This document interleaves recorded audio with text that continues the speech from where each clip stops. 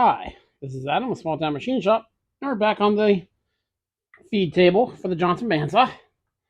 Next step, now that I took some measurements off this, we will take this piece back off, punch a hole in it.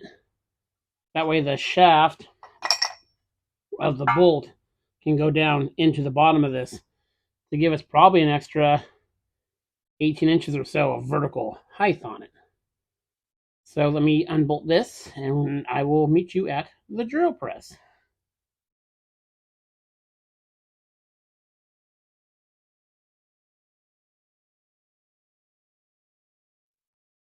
Okay, our hole punched in there. A quick tip: put a catch basin or something underneath your drill press. That way it catches all the oil and all the stuff. Makes cleanup a lot easier. So now we'll go clamp this to something and we'll take a grinder to it and we will clean it up.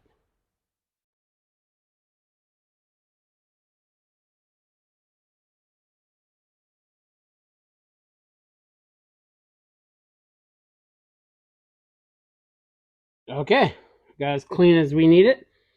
I just got all the scale off it. I'll wipe it down with some acetone. We will bolt it back onto there. We'll go get the welder, pull it up to the front of the shop, and we'll start assembly. So let me get some stuff pulled up and let's get to that. Okay, everything clean. Put my gloves on. We'll get this set up and weld it into place.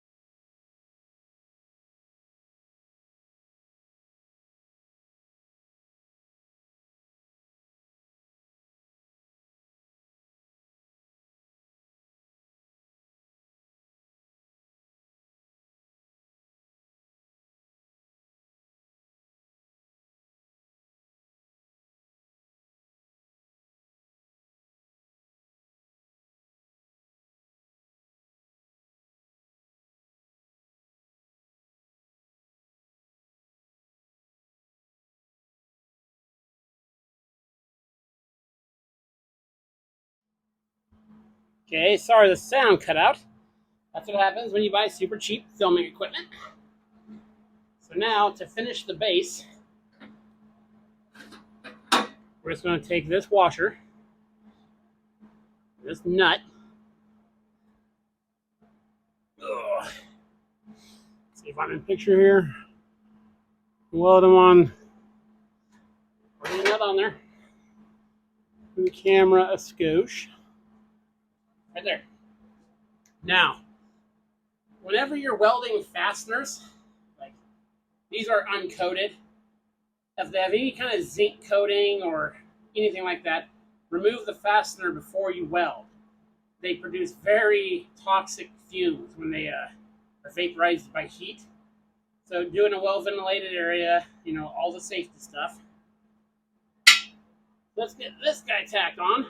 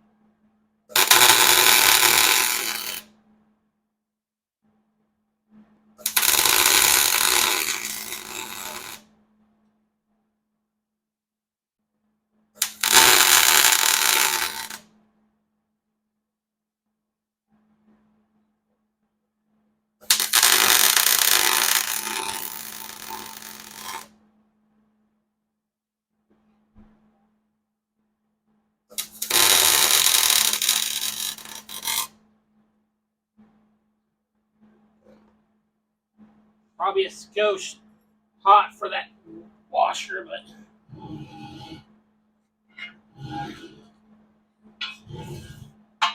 probably sufficient weld. But why we have the welder here? It's a roller stand for a bandsaw.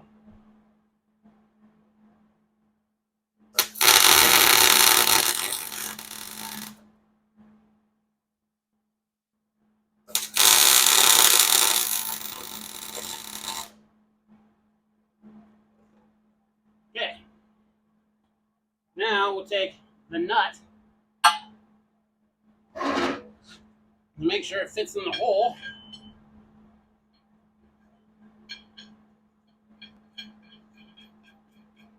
Yes, I know I'm wearing short sleeves while I'm welding. As you see, it's not a lot of welding. And man, is it hot outside.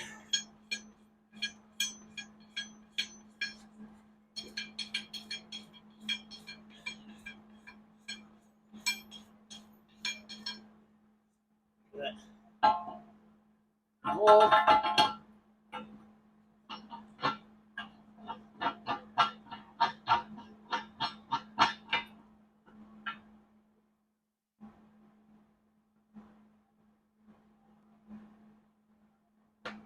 Level it here. Yeah, like that.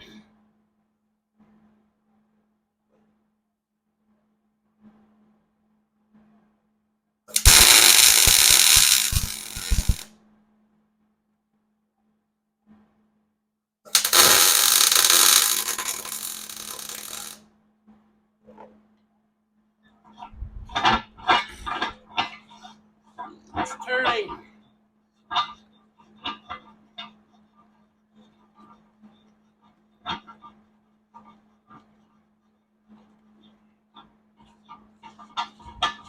Get this out of there real quick.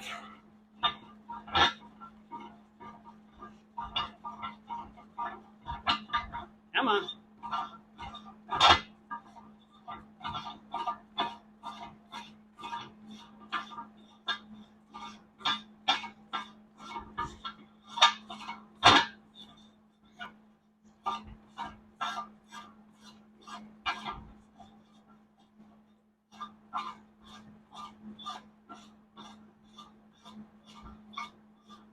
Super exciting, I know.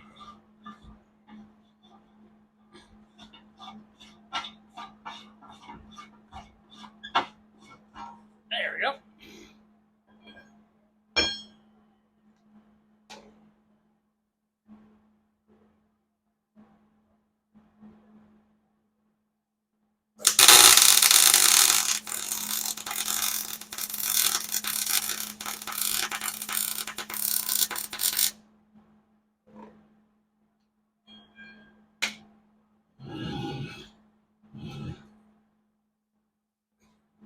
Looking good, nice and flat.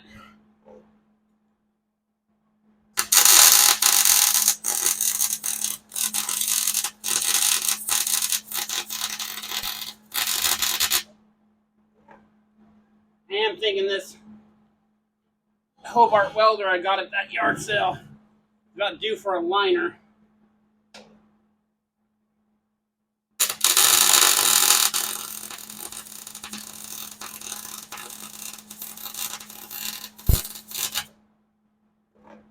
Okay, the base of the unit is done. Now let's turn our attention to the rollers.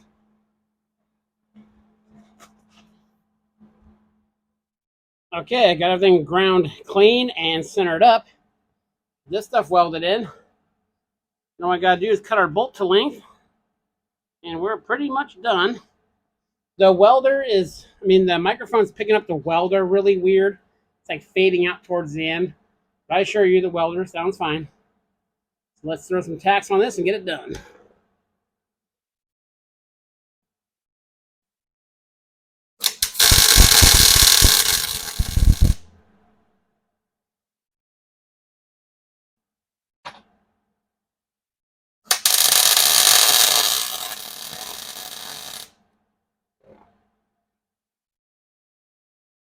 Okay.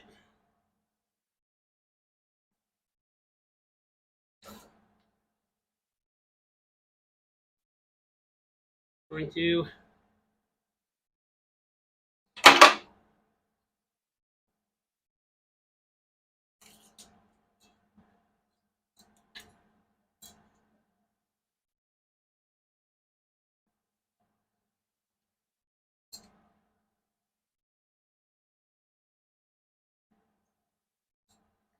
this is as accurate as this needs to be.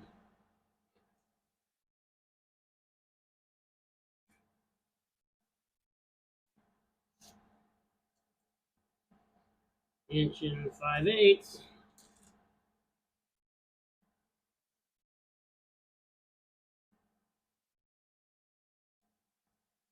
Five. 5. 5. 5. 5.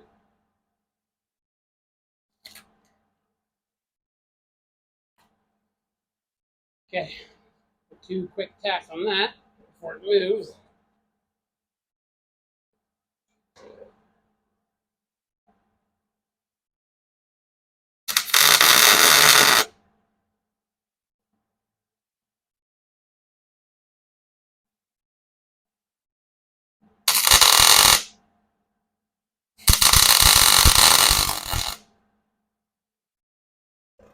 And now we'll lock everything in place.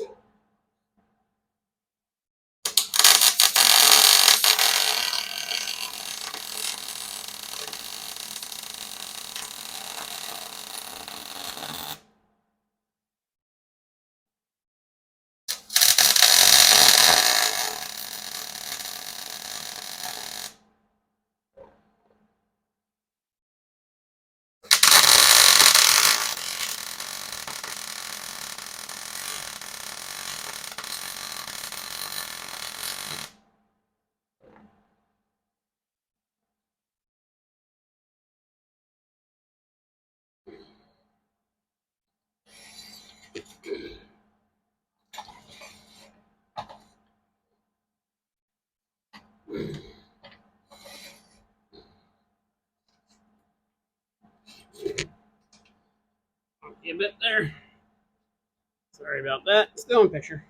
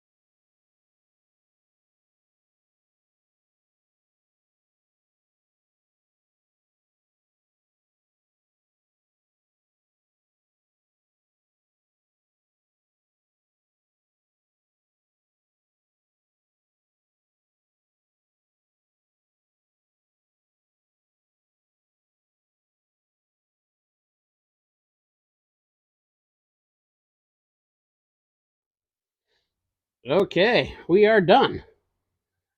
Came out nice. This thing is solid.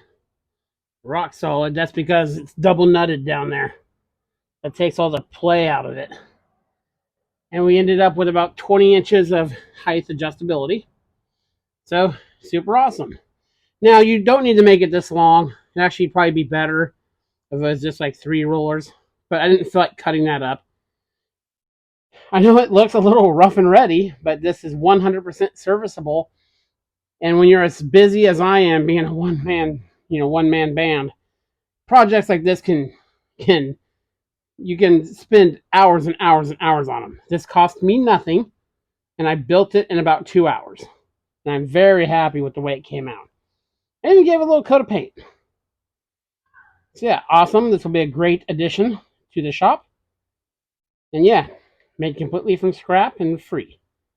This is Adam from Small Town Machine Shop. Please comment, like, and subscribe, and thanks for watching.